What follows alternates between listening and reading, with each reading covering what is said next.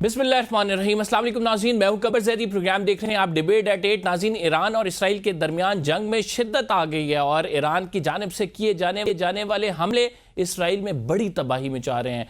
اسرائیل کی جانب سے امریکہ کو مدد کے لیے پکارا جا رہا ہے اور کہا جا رہا ہے کہ امریکہ اگر نہ آیا تو اسرائیل کو بھاری نقصان اٹھانا پڑے گا۔ کیا امریکہ اس جنگ میں براہ راست ملوث ہوگا؟ 2 ہفتے کے لیے یہ فیصلہ مؤخر ہو گیا۔ اس سے پہلے امریکی اخبار کی جانب سے یہ دعویٰ کیا گیا تھا کہ امریکہ اس جنگ میں جا رہا ہے، ڈونلڈ ٹرمپ نے یہ فیصلہ لے لیا ہے، لیکن اس فیصلے کو لینے کے بعد حتمی منظوری وہ آئندہ آنے والے کچھ گھنٹوں میں دیں گے۔ اس کے بعد پھر وائٹ ہاؤس ترجمان کی جانب سے پریس کانفرنس سامنے آئی اور انہوں نے یہ کہا کہ 2 ہفتے کے لیے یہ فیصلہ مؤخر ہو گیا اور اس 2 ہفتے میں مذاکرات کی کوششیں کی جائیں گی۔ کیا ایران مذاکرات کرے گا؟ ایران کا بڑا واضح موقف ہے۔ ایران کہتا ہے کہ جب تک اسرائیل کے حملے ایران پر ہوتے رہے، ایران کسی قسم کے مذاکرات نہیں کرے گا۔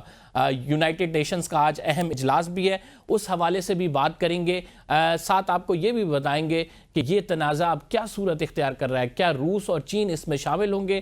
دونوں ممالک کی جانب سے بیانات آ رہے ہیں اور ایران کے حق میں آ رہے ہیں اور بڑے سخت بیانات آ رہے ہیں۔ دوسری جانب جو رجیم چینج منصوبے کی بات کی جا رہی ہے، اسرائیل کا یہ کہنا ہے کہ وہ آیت اللہ خامنائی کو ٹارگٹ کر سکتے ہیں۔ اس پر عراق کے آیت اللہ سستانی کی جانب سے بھی ایک واضح بیان آ گیا اور انہوں نے کہا کہ اگر ایسی کوئی کوشش کی گئی تو اس سے خطے کا امن تباہ ہو جائے گا۔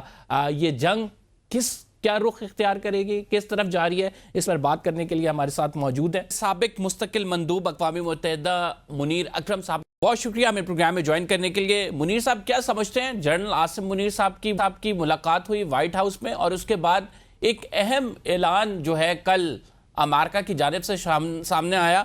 جو باتیں کی جا رہی تھی ایران پہ اسٹرائک کی، 2 ہفتے تک معاملہ مؤخر کر دیا گیا ہے۔ آپ سمجھتے ہیں کہ امریکہ اس جنگ میں ڈریگ ہوگا؟ اور خصوصاً جو پاکستانی فیلڈ مارشل سے ملاقات ہوئی ہے، اس کو آپ کس طرح سے دیکھتے ہیں؟ جی، میرے خیال میں ہماری تو کوشش یہی رہی ہے اور یہی رہنا چاہیے کہ یہ جو جنگ ہے یہ جلدی میں جلدی بند ہو جائے اور یہ پھیلے نہ جنگ۔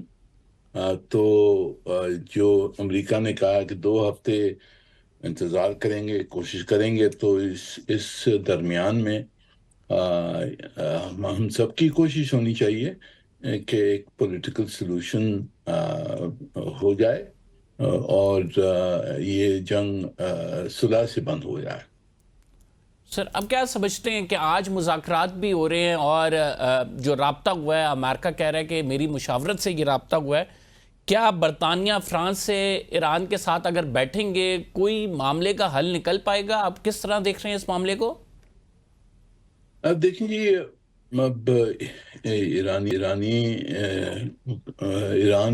پہ یہ بمباری ہوئی ہے، کافی نقصان ہوا ہے، اور یہ نتیجہ اگر وہ سمجھتے ہیں کہ اس وقت کوئی اور آفر دے سکتے ہیں جو امریکہ منظور کرے تو شاید اس مسئلے کا حل نکل سکتا ہے اور یہ جنگ سپریڈ نہیں ہوگی۔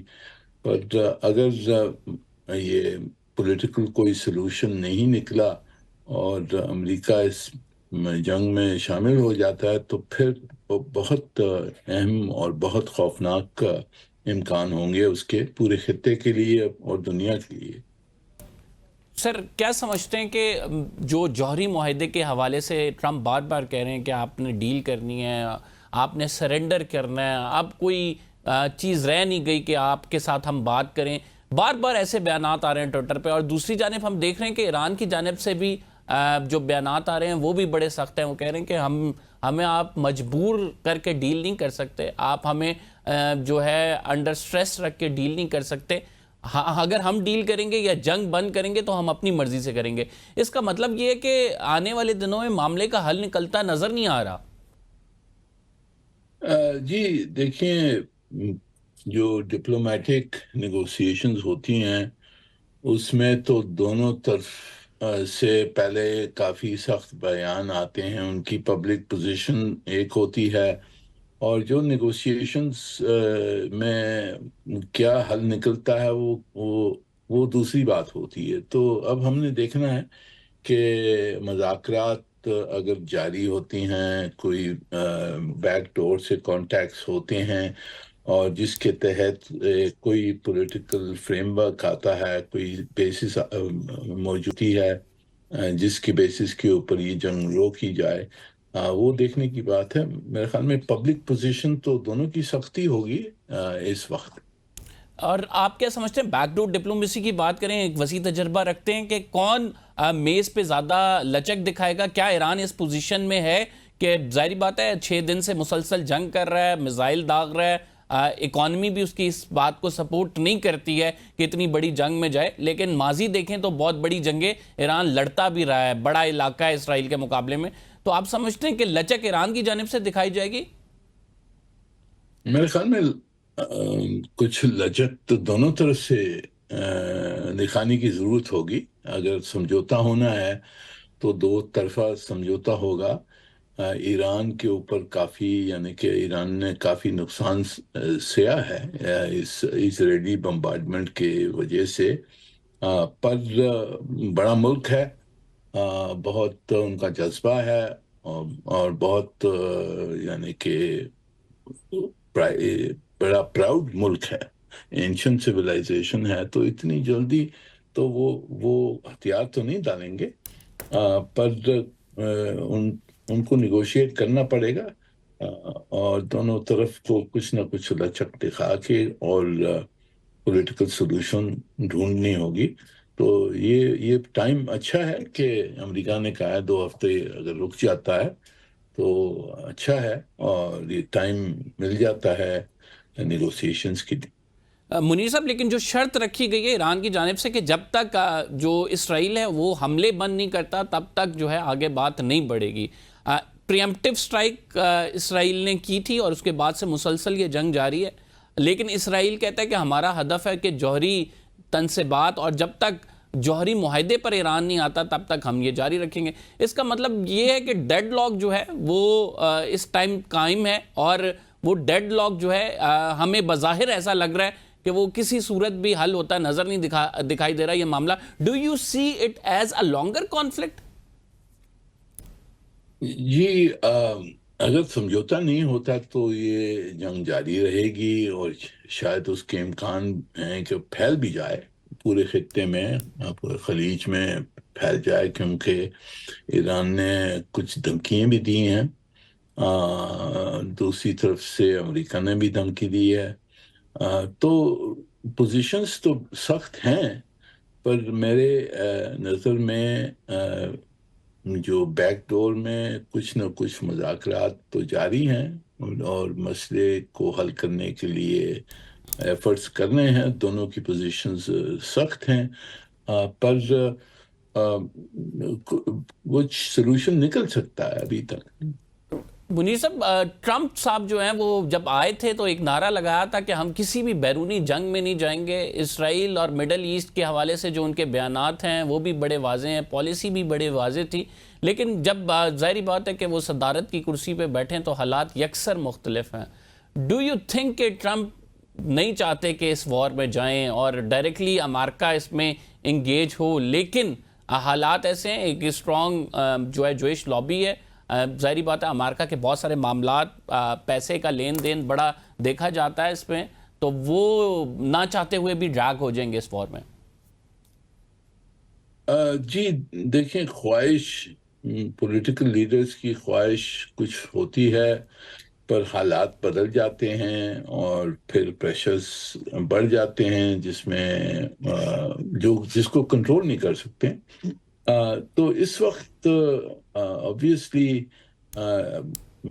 ٹرمپ صاحب تو نہیں چاہتے ہیں کہ جنگ میں شامل ہوں، پر اب حالات ایسے ہیں کہ ان کو اسرائیلی جو ہیں وہ کہہ رہے ہیں کہ جی یہ موقع ہے ایران کے نیوکلیر پروگرام کو ختم کرنے کے لیے۔ اسرائیلی تو یہ بھی کہہ رہے ہیں کہ جی رجیم چینج کروانا چاہیے، وغیرہ وغیرہ۔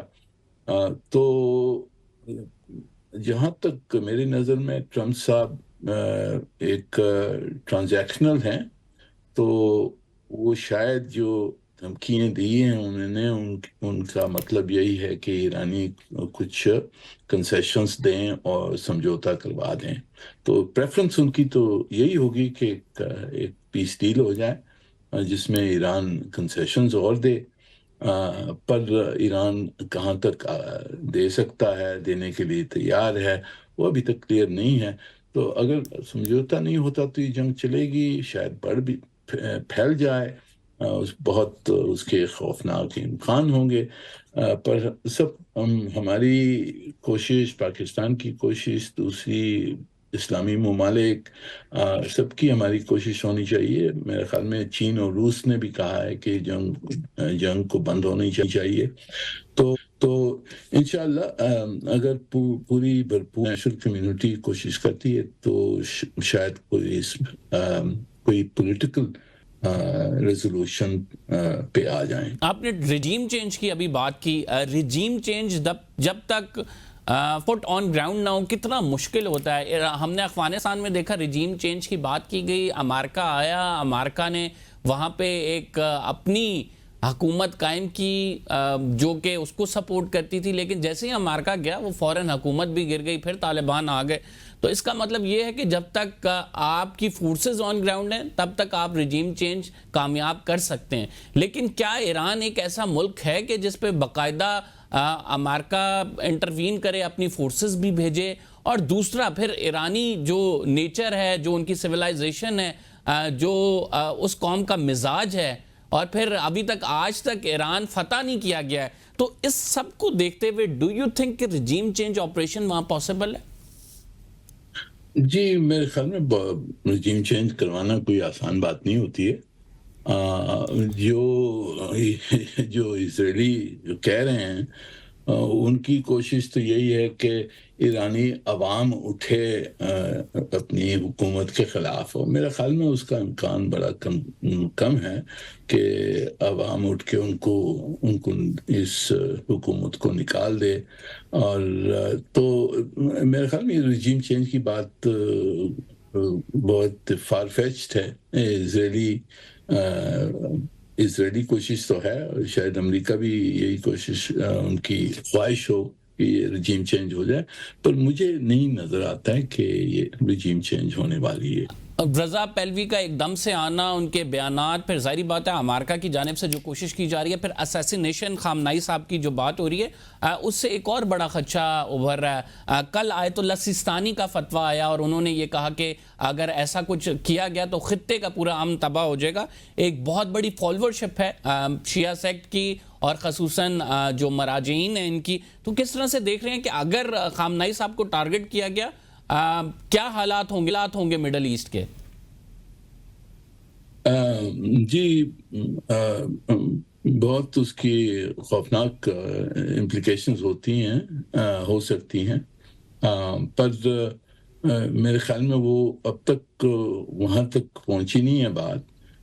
ابھی تک جو کوشش یہی اور خواہش سب کی یہی ہے کہ ایک پولیٹیکل سولوشن آ جائے اور یہ اسیسینیشن وغیرہ کی جو بات اسرائیلی کر رہے ہیں اس تک نہ پہنچے. تو ہماری کوشش یہی ہونی چاہیے، ہماری خواہش یہی ہونی چاہیے کہ امن ہو جائے اور کوئی پولیٹیکل سولوشن ڈھونڈا جائے اس پہ. ناظرین ہم نے ایک چھوٹا سا بریک لینا ہے. We will be after this short break. آپ کہیں مت جائیے. ویلکم بیک ناظرین. منیر اکرم صاحب ہمارے ساتھ موجود ہیں. منیر صاحب کیا سمجھتے ہیں، یو این اجلاس بھی ہے، یو این اجلاس کی سگنیفیکنس کی بات کی جائے، ہم نے مختلف ممالک کے جو کانفلکٹس دیکھے ہیں، اب وہ اثر و رسوخ نہیں رکھتا. کوئی رائے بھی آ جاتی ہے، ریزولوشن پاس بھی ہو جاتا ہے، لیکن طاقت کا دور ہے، جو طاقتور ہوتا ہے وہ اپنی منمانی کرتا ہے، سمجھا کچھ نہیں جاتا. ڈو یو تھنک کہ کوئی ڈیفرنس کریٹ کر پائیں گے یہ اجلاس؟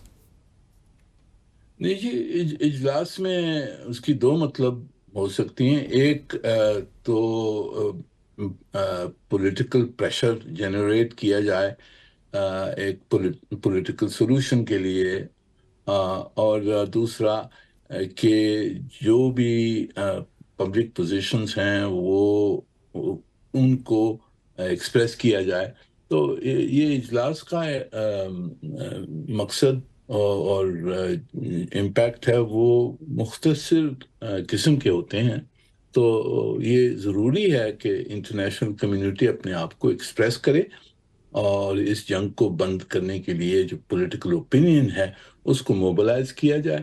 تو ہماری بھی یہی کوشش ہونی چاہیے اور انشاءاللہ اقوام متحدہ میں پاکستان یہی اپنا کردار پیش کرے گا. منیر صاحب، آپ نے کہا کہ یہ جنگ میں مختلف ممالک شامل ہو سکتے ہیں. ابھی تک کی بات کی جائے تو ہمیں چائنا سٹیٹمنٹ دیتا ہوا نظر آ رہا ہے، رشیا سٹیٹمنٹ دیتا ہوا نظر آ رہا ہے. ڈو یو تھنک کہ ایران کی ملیٹریلی بھی مدد کی جا رہی ہے، اسسٹنس کی جا رہی ہے چائنا کی جانب سے؟ جی مجھے کوئی علم نہیں ہے اس کے بارے میں. میرے خیال میں صرف یہ تو اسپیکولیشن ہوگی. پر چائنا اور روس نے دونوں نے اپنی جو پوزیشنز ہیں وہ ایکسپریس کی ہیں. انہوں نے بہت زور سے دعویٰ یہ کیا ہے کہ یہ جنگ کو بند ہونا چاہیے اور جنگ کو پھیلنا نہیں چاہیے. تو ہماری بھی پوزیشن اسی طرح ہے کہ جنگ کو بند کیا جائے، جنگ پھیل نہ جائے اور پولیٹیکل سلوشن ڈھونڈا جائے. تو اگر امریکہ اس جنگ میں آتا ہے تو آپ سمجھتے ہیں کہ ان دونوں ممالک کی جانب سے محض بیانات تک نہیں رہا جائے گا، باقاعدہ جنگ میں شریک بھی ہو سکتے ہیں یہ، کیونکہ ایران ایک بڑا زبردست علاقہ ہے ان کا؟ جی دیکھیں، یہ سب اسپیکولیشن ہے. ہماری تو کوشش ہے کہ اس سے پہلے یہ جنگ بند ہو جائے.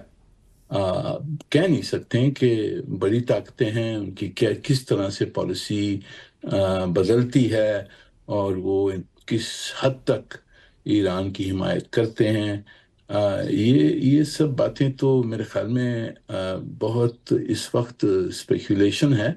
تو اس میں پڑھنے سے پہلے ہماری کوشش یہی ہونی چاہیے کہ اس جنگ کو بند کیا جائے اور پولیٹیکل سولوشن ڈھونڈا جائے. اس بات کی بھی بڑی آپ یہ کہہ سکتے ہیں ڈسکس ہو رہی ہے مختلف حلقوں میں، سوشل میڈیا پہ خبر بھی چلی اور اس خبر کو پھر ہم نے دیکھا کہ انڈین ٹی وی چینلز کی جانب سے وہ زیادہ پروپوگیٹ کی گئی کہ عاصم منیر صاحب نے جو ملاقات کی ہے پریزیڈنٹ ڈونلڈ ٹرمپ سے، اس میں امریکہ کی جانب سے اڈے مانگے گئے ہیں اور ایک اس کے نتیجے میں پیکٹ ہوگا. ڈو یو تھنک کہ محض پروپوگنڈا ہے ایسا اس ہائی لیول میٹنگ میں، اور اتنے کروشل ٹائم پہ جو ملاقات ہوتی ہے اس میں امریکہ کی جانب سے کچھ مانگا جا سکتا ہے پاکستان سے؟ یہ دیکھیں، یہ ہندوستانی میڈیا ہے، وہ تو جھوٹ بولنے پہ بالکل ان کی ایک ہیبیچول پوسچر ہے کہ پاکستان کو جہاں سے بھی نقصان پہنچ سکتا ہے، بدنامی ہو سکتی ہے، وہ کریں. تو انڈین میڈیا کو تو آپ نہیں بیسس بنائیں کوئی انالیسس کے لیے. وہ جھوٹ بولتے ہیں اور یہ بھی انہوں نے پاکستان کو امبیرس کرنے کے لیے جھوٹ بولا ہے. تو اس کو تو چھوڑیں ایک طرف. انڈین میڈیا کی تو آپ درست فرما رہے ہیں کہ انڈین میڈیا کی جہاں پہ بھی بات کی جائے وہاں پہ پروپیگنڈا کا پہلے لفظ آتا ہے. ظاہری بات ہے کہ جس طرح سے وہ خبر کو پروپیگیٹ کرتے ہیں، غلط خبر کو پھیلاتے ہیں. لیکن انڈین پولیٹیشنز کی جانب سے بھی بڑے بیانات آ رہے ہیں، خصوصاً پاک انڈیا ایپیسوڈ کے بعد سے ہم نے دیکھا کہ ان کے بیانات ایسے آ رہے ہیں کہ یہ آپریشن سندور جو ہے وہ ابھی پاز ہوا ہے، اس نے مزید ہونا ہے. مختلف حلقوں میں بھی باتیں کی جا رہی ہیں کہ پاک بھارت کی جو ایپیسوڈ تھی یہ دوبارہ سے بھی ہو سکتی ہے. اور آج ایک رپورٹ بھی آئی ہے کہ جس میں کہا گیا ہے کہ کشمیر کا تناؤ کسی بھی وقت پاک بھارت کے درمیان جو ہے وہ جنگ کی صورت اختیار کر سکتا ہے. How do you see this situation particularly? جی دیکھیں، بکواس ہے یہ. آپ اس بکواس کو نہ سنیں. یہ اگر انہوں نے کچھ کرنا تھا تو کر دیتے. انہوں نے جو کچھ کرنا تھا کوشش کی. 6 مئی میں انہوں نے شروع کی جنگ، پھر جب مار پڑی تو پھر مان لیا سیز فائر ماننے کے بعد میں یہ کہنا کہ جی ہم نے نہیں مانا ہے، پاکستان نے اس کو مانگا تھا. یہ سب جھوٹ باتیں انہوں نے کرنی ہیں. اور ابھی اگر وہ کہہ رہے ہیں کہ جی پاز ہو گیا، ہم پھر حملہ کر سکتے ہیں، یہ اپنی عوام کو دکھانے کے لیے کہہ رہے ہیں. ان کے پاس اگر اتنی قوت ہوتی کہ پاکستان پہ حملہ شروع کر لیں، وہ شروع کر لیتے. ان کے پاس قوت نہیں ہے. جی تو یہ تو سب ان کی طرف سے یہ پروپیگنڈا اپنی پبلک کو وہ بالکل برقرار ہیں جھوٹ بولنے سے. یہ جھوٹ بولنے میں عادی ہیں، اور ان کی بات میرے خیال میں کوئی اس میں وزن نہیں ہے اور نہیں ہونا چاہیے، اور ہمیں ان کو اگنور کرنا چاہیے. منیر صاحب، آخری سوال جو ہے وہ پاکستان کو ڈپلومیٹیکلی کس طرح دیکھ رہے ہیں؟ اب ظاہری بات ہے کہ آج پوری دنیا پاکستان کی طرف دیکھ رہی ہے، جو اسٹریٹجک لوکیشن ہے، جس طرح سے ہماری ڈپلومیسی چل رہی ہے. اس سے پہلے بلاول صاحب کا وفد بھی گیا اور اس نے جا کے کوششیں کی وہاں پہ مختلف ممالک کے ساتھ. How do you see particularly کہ پاکستان جو اس ٹائم ڈپلومیٹیکلی پلے کر رہا ہے؟ جی، میرے خیال میں ہماری ڈپلومیسی کامیاب رہی ہے. اس جنگ سے پہلے، اس جنگ کے دوران اور اس جنگ کے بعد میں ہماری ڈپلومیسی بالکل صحیح ریشنل ڈپلومیسی ہے. ہماری جو نیریٹو ہے وہ صحیح ہے، حقیقت ہے. تو نیریٹو ہمارا کریڈیبل ہے لوگوں کے ساتھ، اور اس کے ساتھ ساتھ لوگوں نے دیکھا ہے کہ ہندوستان تو بالکل، یعنی پروپاگینڈا اور جھوٹ بولنے سے تو ان کی جتنی یہ پروپاگینڈا اور پاکستان کے خلاف نیریٹو تھی یہ ایکسپوز ہو گئی ہے. اور ہندوستان ابھی اپنا سب میں بڑا جو ان کا دوست ہے امریکہ، ان کے صدر کے ساتھ ان کی آپس میں انبن بن گئی ہے اس چھوٹے مسئلے پہ کہ جی نہیں، آپ نے میڈیٹ نہیں کیا، یہ بائیلیٹرلی ہوا ہے. تو اس پہ بھی آپ دیکھیں کہ ایٹ دی ٹاپ لیول امریکہ اور ہندوستان کی آپس میں جو یہ فرکشن ہوئی ہے، this is a diplomatic disaster for India. تو ہماری پوزیشن صحیح رہی ہے. I think we are in a good position, اور اس پوزیشن کو ہم نے استعمال کر کے اور پاکستان کی جو نیشنل آبجیکٹیوز ہیں، سیکیورٹی، ڈیولپمنٹ، یہ ہم نے آگے بڑھانی ہے. Thank you very much. Munir Akram صاحب موجود تھے، اپنی رائے کا اظہار کر رہے تھے. ناظرین، پروگرام میں ہم نے ایک چھوٹا سا بریک لینا ہے. We will be right back after the short break. آپ کہیں مت جائیے گا. ویلکم بیک ناظرین. مخصوص نشستوں کے کیس پر بات کریں گے. کیا پی ٹی آئی کو مخصوص نشستیں مل سکیں گی یا نہیں؟ سپریم کورٹ آف پاکستان میں یہ مقدمہ چل رہا ہے. اپنے آخری مراحل پہ سلمان اکرم راجہ نے دلائل دینے ہیں. سوموار تک کے لیے یہ مقدمہ جو ہے ملتوی ہوا ہے. اس سے پہلے جو ججز کے ریمارکس آ رہے ہیں بڑی پکچر واضح کر رہے ہیں. اس بارے میں بات کریں گے. ہمارے ساتھ سابق اٹارنی جنرل اشتر اوصاف صاحب موجود ہیں. بہت شکریہ اشتر صاحب ہمیں پروگرام میں جوائن کرنے کے لیے.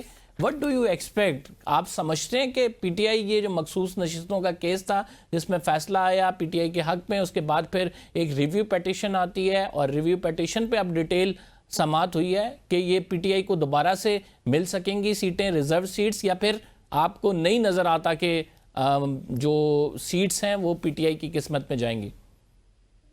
بات تو آپ نے خود ہی سوال کے اندر ہی آپ کا جواب بھی ہے. قسمت کی بات ہے.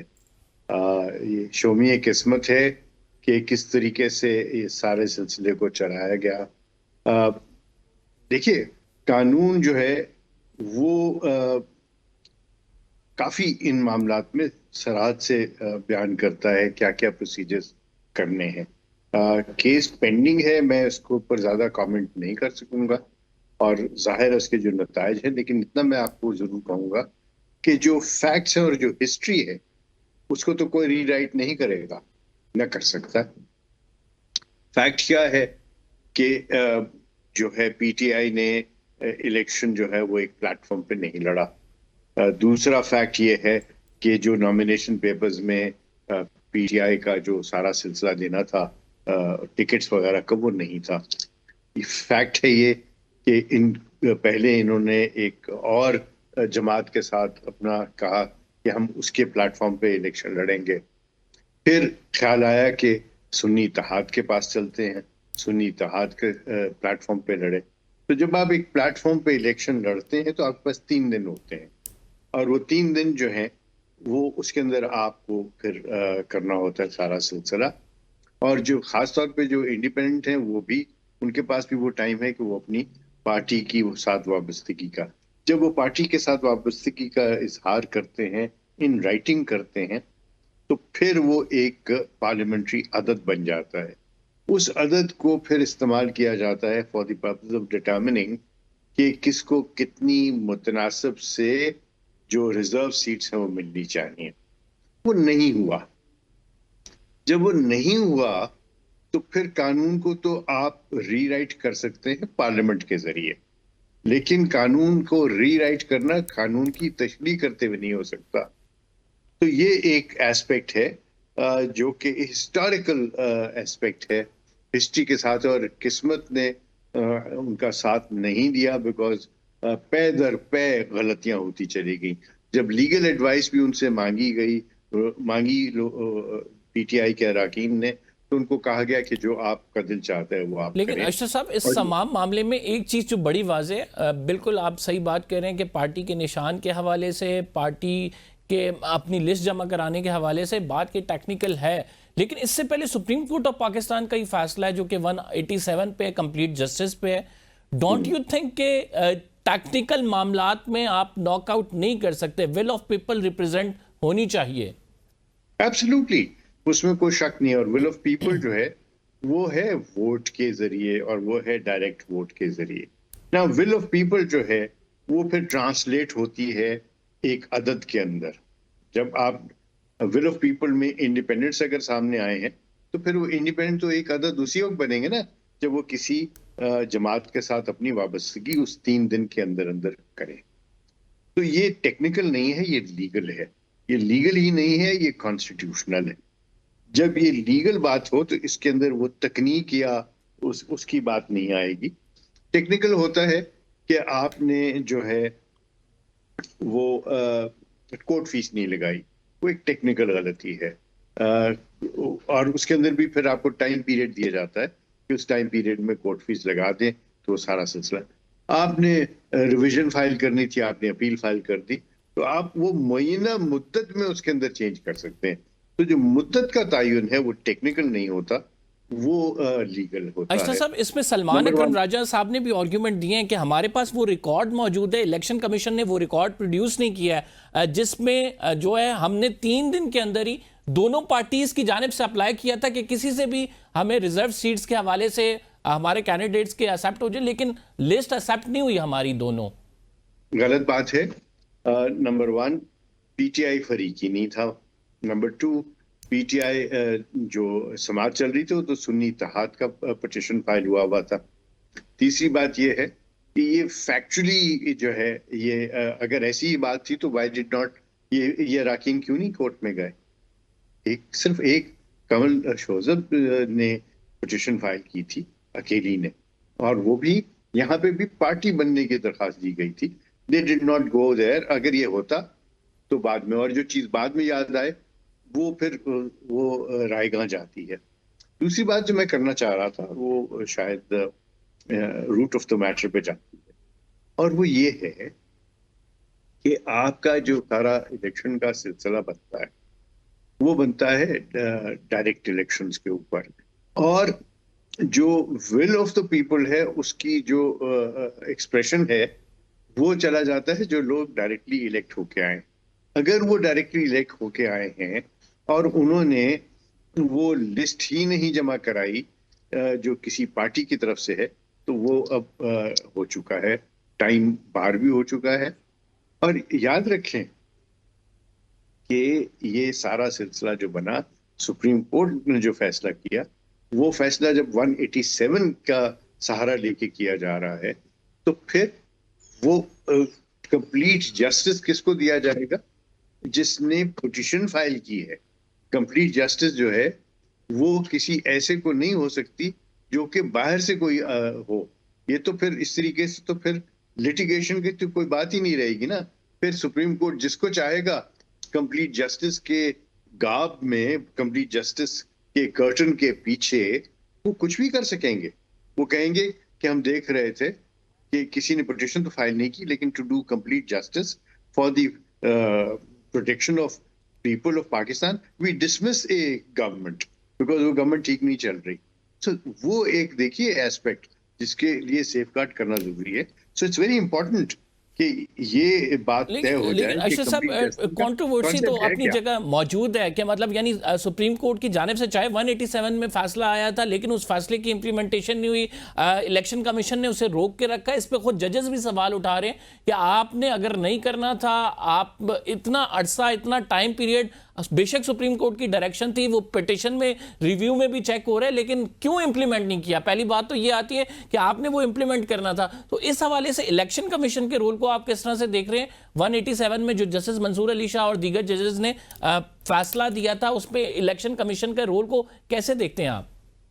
سب سے پہلے یہ کہ الیکشن کمیشن بھی ایک آئینی ادارہ، اس کے ذمے ایک اسپیسیفک کام ہے، اور اسپیسیفک کام ہے الیکشن کی پاسداری کرنا اور دیکھنا کہ وہ صحیح طریقے سے ہو. اب ایک آئینی ادارہ جو ہے، جو وہ اپنا کام کر رہا ہے، آپ اس کو عدالت میں بلا کر کے اس کو ڈکٹیشن جب آپ دیں گے تو شاید وہ مناسب بات نہیں ہے. نمبر 2 کہ یہ امپلیمنٹیشن جو ہے وہ اگر کر دی جاتی تو یہ سارے سلسلے پھر کیا ریورس ہو سکتے تھے؟ نہیں ہو سکتے تھے. تیسرا یہ کہ انہوں نے وقت کے اوپر ایک کلیریفیکیشن کی بھی درخواست ڈال دی، ایک ریویو بھی ڈال دیا، اور اس کے اندر انہوں نے جو قانون چینج ہوا، دیکھیں پارلیمنٹ جو ہے وہ ورڈکٹ کو، سپریم کورٹ کی ورڈکٹ کو، اگر وہ ورڈکٹ ایک پرٹیکولر قانون پہ ہے اور اس قانون کو اگر پارلیمنٹ جو ہے وہ چینج کر دیتی ہے تو وہ ورڈکٹ جو ہے اس کا جو اثر ہے وہ زائل ہو جاتا ہے. وہ ورڈکٹ ختم نہیں ہو جاتا بٹ اس کا اثر زائل ہو جاتا ہے. تو میری دانست میں جب نیا قانون آ گیا تھا تو پھر الیکشن کمیشن آف پاکستان کو قانون کی پاسداری کرنا تھی، نہ کہ ایک ایسی ورڈکٹ کی جو پرانے قانون کے اوپر تھی. سو آئی ڈونٹ تھنک کہ الیکشن کمیشن نے کوئی غلط کام کیا یا وہ obstruction of justice کے. سر what do you think, what's your opinion؟ پھر یہ کیا سیٹس جو ہیں ریزرو سیٹس یہ نون کو ملنی چاہیے، پیپلز پارٹی کو ملنی چاہیے، یا پھر یہ خالی چھوڑ دینی چاہیے؟ میری دانست میں جو یہ نہ نون کو ملنی چاہیے نہ یہ کسی اور کو ملنی چاہیے، یہ جو ہے یہ خالی چھوٹ جانی چاہیے تھی. نمبر 1 کیونکہ یہ الیکٹڈ لوگ نہیں ہوتے as such, they only represent a certain proportion of جو الیکٹڈ لوگوں کا، کہ یعنی آپ یہ سمجھیں کہ جو الیکٹڈ لوگ ہیں جتنے عدد ان کے ہیں اس کے حساب سے متناسب طریقے سے ان کو کیا جائے گا. تو یہ نہیں ہے کہ پارلیمنٹ جو ہے وہ کمپلیٹ نہیں رہے گی. میرے خیال میں یہ سیٹیں جو ہیں اسی کی طرف میں ریفر کرنا چاہ رہا تھا کہ آئین میں تو یہ بھی بڑا واضح لکھا ہوا ہے کہ آپ خالی نہیں چھوڑ سکتے، آپ نے پارلیمنٹ کو کمپلیٹ کرنا ہے. تو اس کا ریشنل آپ یہ دے رہے ہیں کہ چونکہ یہ الیکٹڈ نہیں ہے دیٹس وائی ان کو خالی چھوڑا جا سکتا؟ جی، میری دانست میں یہ جو ہیں یہ لسٹ وائز چلتی ہیں، لیکن اگر کسی نے لسٹ جو دے دی ہے اس کے اندر سارے سلسلے چلے جائیں گے. یہ نہیں ہو سکتا کہ اس کے اوپر وہ جو ہے وہ کسی اور جماعت کو مل جائے. میری نزدیک اس پہ پارلیمنٹ کو قانون سازی کرنا چاہیے. آپ اٹارنی جنرل رہے ہیں، بڑے تجربہ رکھتے ہیں اس تمام معاملات پہ، ایک رائے بھی رکھتے ہیں. تو یعنی ان کیس اگر یہ فیصلہ آتا ہے کہ یہ سیٹس جو ہیں حکومت کو دے دی جاتی ہیں، اس کے کولیشن پارٹنرز کو دے دی جاتی ہیں، تو it would be wrong in your view? In my view, this is a matter which should not be decided by the court. It is a matter to be decided by the parliament. Okay, مطلب یہ parliament کو refer ہو جانا چاہیے، parliament خود اس چیز کا فیصلہ کرے. جی، میرے تو دانش میں یہ تھا کہ جس طرح پہلے پارلیمنٹ نے اس کے اندر جو تھوڑا بہت اگر کوئی ابہام بھی آ رہا تھا، میرے نزدیک نہیں تھا لیکن ابہام آ بھی رہا تھا، اس کو دور کیا. تو پارلیمنٹ جو ہے اس کو اس کے اوپر کریکٹیو میجرز لینے چاہیے، کورٹ کو کریکٹیو میجرز نہیں لینے. ٹھیک. اشرف صاحب، ایک اور فیصلہ بھی آیا ہے اور وہ فیصلہ جو ہے ججز سینیورٹی پہ ہے. سپریم کورٹ سے 3-2 سے یہ فیصلہ آیا ہے اور اس میں جو جسٹس سرفراز ڈوگر صاحب ہیں ان کی سینیورٹی کو چیلنج کیا گیا تھا، اس کو برقرار رکھا گیا ہے. آپ کس طرح سے دیکھتے ہیں؟ کیونکہ اس میں ایک پوائنٹ بڑا امپورٹنٹ اٹھا تھا کہ جج صاحب جب سے اسلام آباد آئیں گے، اوتھ لیں گے، اس کے بعد سے ہی ان کا ایکسپیرینس کاؤنٹ ہوگا، اور چونکہ سینیورٹی پہ بھی نہیں ہے، 15ویں نمبر سے ان کو اٹھا کے آپ اسلام آباد لے کے آئے ہیں اور اسلام آباد میں آلریڈی سینئر ججز موجود ہیں. What's your take on this decision? دیکھیے، وہاں پہ بھی میری دانست میں the questions ought to have been decided and resolved by the parliament. مثلاً کوئی حرج نہیں ہے اگر آپ اس سے فائدہ اٹھاتے ہوئے، اس ساری ڈیبیٹ سے فائدہ اٹھاتے ہوئے انٹر سے آل پاکستان سینیورٹی لسٹ بنا دی جائے. What is wrong? Because transfer تو ہوں گی، اور اگر ٹرانسفر ہونی ہے اور آئین کے اندر بھی لکھا ہوا ہے اور وہ آئینی طور پہ ہوں گی، تو پھر یہ ابہام کیوں رہے کہ کیا جو ہے وہ ٹرانسفر جو ہے اس کی وجہ سے باقی ججز کی جو ہے وہ سینیورٹی جو ہے وہ افیکٹ ہوگی. Why not give a complete answer to that. Number 2، جو میری دانست میں یہ اوتھ والا جو آرگومنٹ ہے یہ بالکل غلط آرگومنٹ تھا کہ آپ کو نیا اوتھ لینا پڑتا ہے. اس کی وجہ یہ ہے کہ جب آپ جج کے طور پہ اوتھ لیتے ہیں تو آپ جو ہے وہ آئین کے مطابق فیصلے کرنے کا اوتھ لیتے ہیں، لا کے مطابق، اور نہ کہ ایک پرٹیکولر ریجن. اب مجھے بتائیے کہ اسلام آباد ہائی کورٹ میں جو ججز بیٹھے ہوئے کیا وہ اسلام آباد کیپٹل ٹیریٹری کے متعلق ہی صرف فیصلے کرتے ہیں؟ نہیں، وہ تو ان کے جو فیصلے ہیں وہ تو فیڈرل قوانین کے متعلق بھی ہوتے ہیں کہ نہیں ہوتے؟ تو پھر یہ ایک میرے خیال میں یہ آرگومنٹ جو ہے اس کے اندر کوئی وزن نہیں تھا. تیسری بات یہ ہے کہ جب ایک جج صاحب جو ہیں وہ ایک دوسرے کورٹ میں گئے ہیں اور وہاں سے وہ واپس چلے جائیں گے تو کیا وہ نیا اوتھ لیں گے؟ نہیں، یہ بھی بات میری دانست میں یہ بات درست نہیں ہے کہ یہ ایک پھر آپ وہ شٹل کاک بنا دیں گے اور پھر Y would a judge become a judge of another court. تیسرا بات جو ہے، چوتھی بات یہ ہے کہ اٹ از امپورٹنٹ کہ اس میں آپ ٹینیور کا تعین کریں، اور وہ بھی میرا خیال ہے پارلیمنٹ کو کرنا ہوگا. ٹھیک سر، ٹینیور کا تعین ہونا چاہیے، پارلیمنٹ کو اس کا تعین کرنا چاہیے. اشتر اوصاف صاحب ہمارے ساتھ اپنی رائے سے آگاہ کر رہے تھے. ناظرین، پروگرام کا ٹائم ختم ہو گیا، فی الحال کے لیے اتنا ہی. قمر زیدی کو اجازت دیجیے، اللہ نے کے بعد.